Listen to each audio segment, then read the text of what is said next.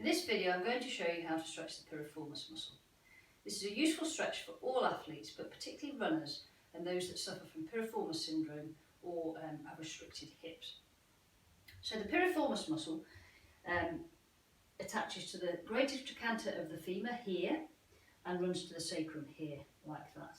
And it's responsible for externally rotating the hip, so that's this movement here, except when the hip is flexed, it actually internally rotates the hip, like that.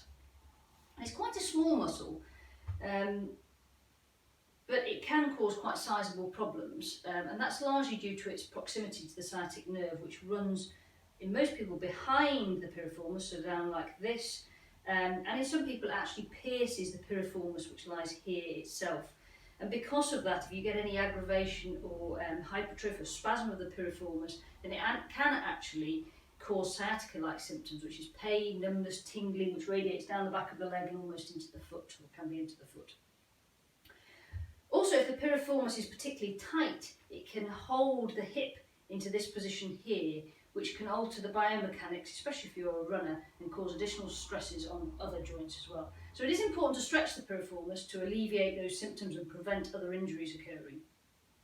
But it is also important to get to the bottom as to why the piriformis is becoming tight, especially if it's a recurrent issue.